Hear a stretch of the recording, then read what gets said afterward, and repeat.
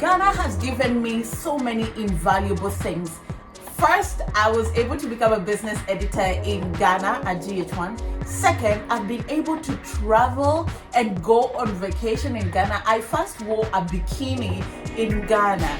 3, Ghana has given me amazing friends like Okedi and people that I met at GH1. 4, Ghana has introduced me to a new world of food. Fufu, banku, wache, jollof, kontombe. These are dishes you'll never find anywhere, and I mean anywhere in the world. Also, I really became a fine girl when I moved to Ghana. Excuse me.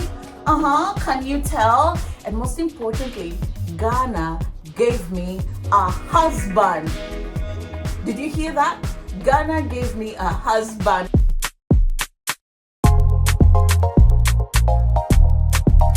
This is the 4th time I am attempting to record this video because it's such a hard moment for me.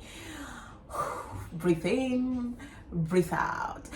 Say, how are you guys doing? Welcome again to another episode of the vlog. My name is Ndiro Ganga. If you're new to the channel, welcome, and if you're a returning subscriber, welcome back. If you're new to the channel and you haven't subscribed, please click the subscribe button. It really goes a long way in showing people that people are watching this channel, and it helps the algorithm.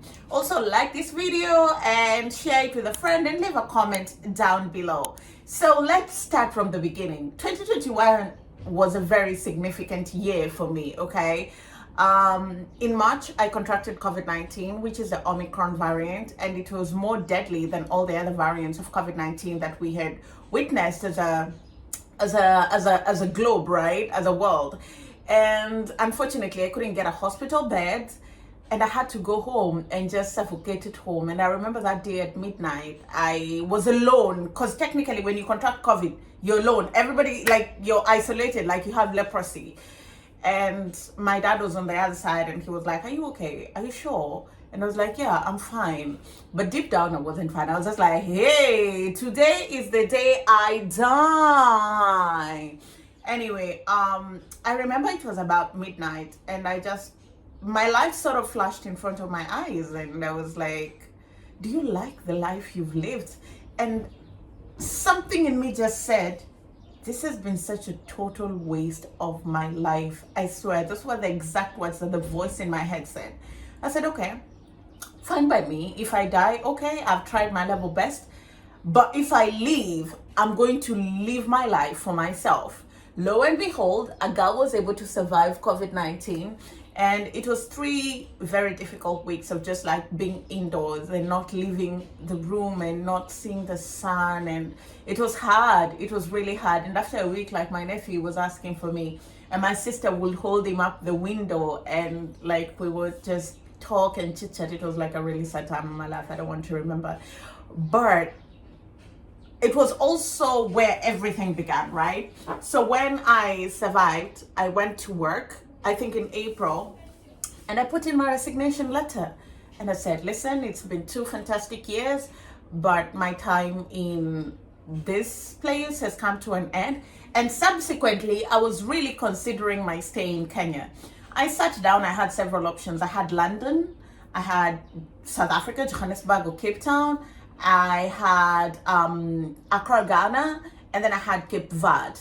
So London is so far away from home, and it's such an expensive city, and I just wasn't willing to thrust myself in like Europe or Americas without being fully prepared of what it means to be a Black person living abroad.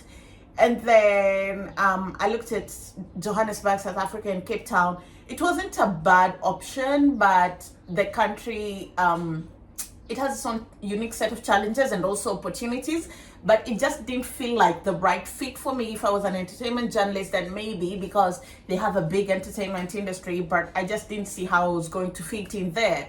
And then we had Cape Verde, right? Cape Verde is beautiful, and I have a couple of friends there. It was also important for me to be at a place that encouraged me to relax, and the beach does that a lot for me. But most of the time they use Portuguese, so it would mean learning a new language. In your 20s, it's not possible. And I was left with Accra, Ghana. Guess what? I had friends in Ghana, I'd visited Ghana before and I had met a beautiful, gorgeous Fante King while we were studying in China who was Ghanaian. And so I was like, you know what, maybe this can work, just maybe. So I was like, Accra, Ghana it is. I booked a one-way ticket. I booked an Airbnb for 2 weeks. That was crazy. I was just like, when I get there, I'll figure out how housing works and all the other things. And I was just like, this is it. I pulled out my savings, about $10,000. And that was it. I was on my way to Ghana. Nobody, okay, so one person knew, my legal guardian, but my partner did not know that I was coming to Ghana. It was also a strategic thing because I wanted it to be a move for myself. I didn't want to move because of like a man or a boy, because hey, people break up, eh? They will serve you breakfast, jollof in the morning, hot, or watch it with shito.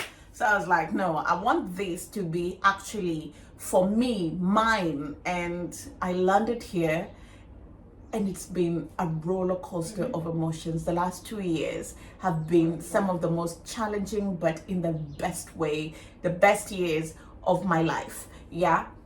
So when I came, I went and surprised my partner in Tama. He didn't even know I was here. Such a beautiful, beautiful, beautiful moment. You know, he was in church like all Ghanaians always do, like in the evenings, they go for fellowship. He was in church. It was such a nice thing surprising him. And then life just began. I began looking for a house. House hunting was not the easiest, by the way. But the most amazing thing is I had my legal guardian by my side, helping me and guiding me. And I was so surprised that we pay rent a year. I was surprised that you have to pay your agent 10% of your rent. And this is just hidden costs that you don't know or you don't plan for, but they exist. And also because I hadn't spoken to a foreigner living in Ghana. You know, when you're speaking to Ghanaians, these things are normal for them.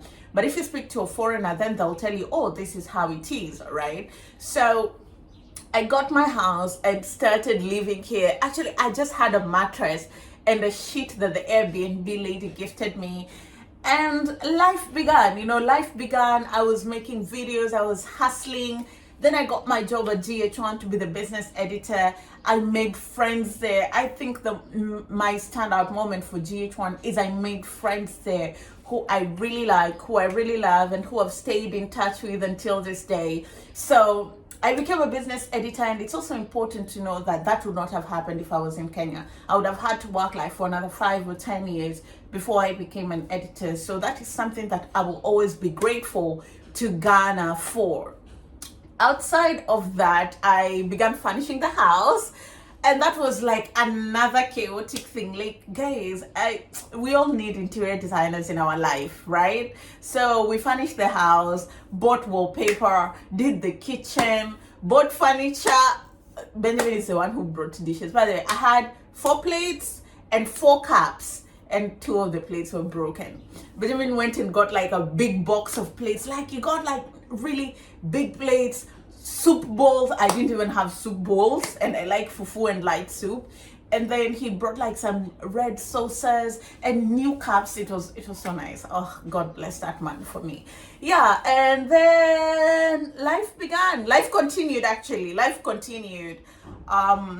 I got better doing YouTube. I found a niche that worked for me. I began doing diaspora interviews, and they were really working for me and worked really well. I've met amazing, amazing, amazing people, from people who've relocated from the UK, the US, the Caribbean, and the things that they teach you every single day. These are invaluable lessons. Also, just people whose services you can really use. I remember I interviewed Flo of Labo Accra. She is a French baker, and one time I ordered the pastries for my partner, and he really loved them. So in these interviews, I've also met people who I can like have a meaningful connection with, patronize some of their services, and my YouTube has tremendously grown. Like, I came here with I think 1,000 subscribers. I hadn't even hit the watch time. When I came here, I hit the watch time. Now we're at over 16,000 subscribers. We hit the watch time. I got monetized here. One of my videos has over 500,000 views, guys. 500,000 people have watched our video. If you can remember where we came from 2 years ago, you know that's a big deal. You know, my Fufu Festival video has over 130,000 views. That just tells you the amount of support that you guys have shown me ever since I came to Ghana. I've also been able to travel, and it's something that I really wanted to do even when I was in Kenya. It's something that my therapist used to say, you need to get out of the house. You need to get out of the house. While I am in Ghana, I've found myself getting out of the house more. And yeah, mostly it's because of shooting, but I also thank God for my friend and my partner in YouTube, Okedi. When we go to shoot, we found ways of trying to enjoy the shoots, you know, like during Independence Weekend, where we went for Fufu Festival, we went for Wache Festival, we went for Akple Festival. We were dancing, we enjoyed the food. So it got me out of the house, you know. It made me enjoy life. I've also been able to go on vacation in Ghana, you know. I've gone to the Volta region, I've gone to Takoradi a couple of times.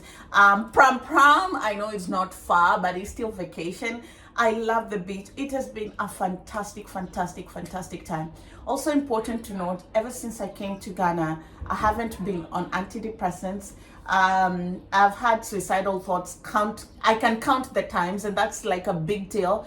I don't feel sad. I don't feel the sadness that I used to feel, the heavy cloud that was lingering on me.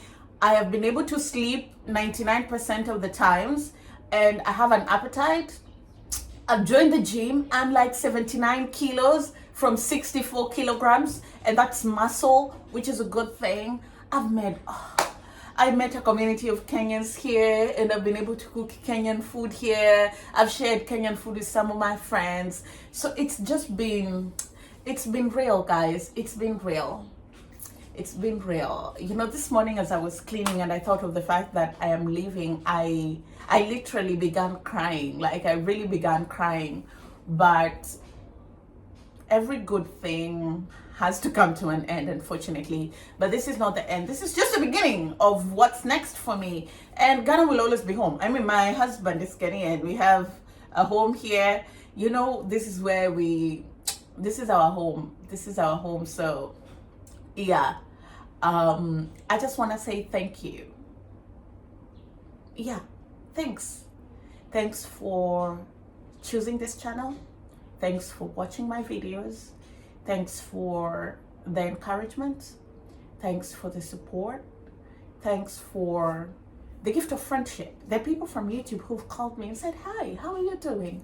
There are people, I was in Kumasi, and people were just coming and greeting me, and I'm like, it was a graduation, and I'd gone for a friend's graduation, and I was like, okay, chances are high you know him, not me. And then they're like, actually, we know you from YouTube. So it's surreal. You know, but this is not the end of the channel.